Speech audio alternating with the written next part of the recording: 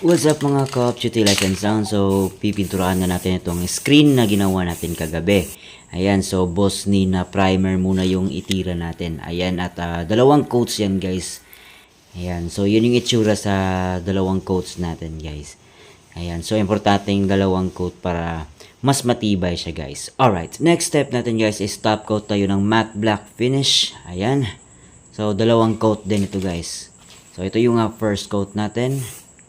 Ayan, so manipis lang muna guys para hindi siya magbukol-bukol. Ayan. So second coat na tayo guys. So isang manipis na patong lang din para hindi din siya magbukol-bukol. Ayan, so hindi lang natin siya madaliin kasi para mas maganda. Ayan. Pagkatapos nga nito guys ay ito na yung naging itsura niya. Alright, 'di ba? Kahit abang-abang lang tayo guys sa ating paggawa nitong ating mini Bluetooth speaker. Alright.